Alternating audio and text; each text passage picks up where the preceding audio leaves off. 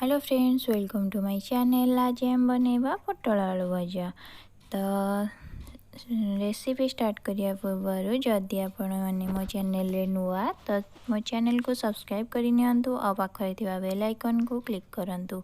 तो चलंतु स्टार्ट करिया आज रेसिपी। तो सेति मोटी पोटला आलू को सरू सरू करी काटिकी क्लीन करी नेची धोईकी रखी नहीं। आठी मु कड़ाई किसी तेल नहीं जाऊँगी।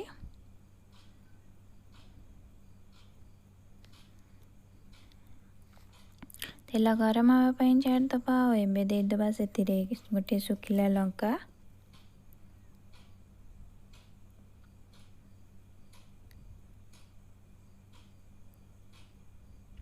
सुखिला लंका देला परे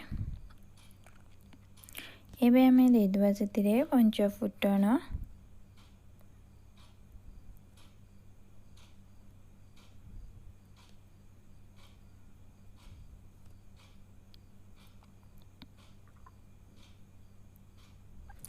पंच फुटण फुटी आसवाई वेट करवा।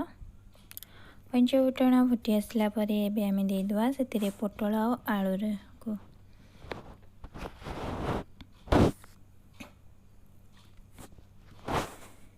ये भजा भात और रुटी सहित बहुत भल लगी थाए। आपण माने घरे निश्चय ट्राए करेंगे। देखो मुझे पोटल आलू को दे सारे आबे देदबा से हाफ चमच हल्दी गुंड,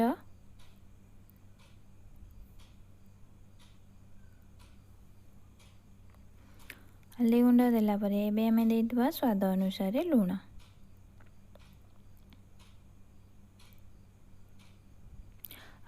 ताको एपट सेपट करी भाजी नबा। पोटल आलू भाजवाई बहुत समय नबनी, बस आलू सीझा जाए जी टाइम लगे 15 ରୁ 20 मिनट भितर पोटल आलू भजाटी हो। तो देखो मु किस समय पर ताको एपट सेपट करी भाजी नौची ना लगी।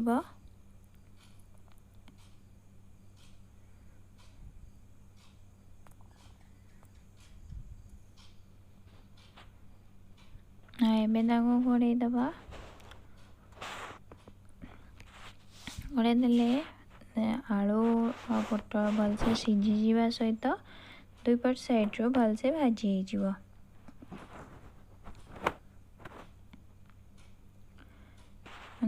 एमती खेल दौची।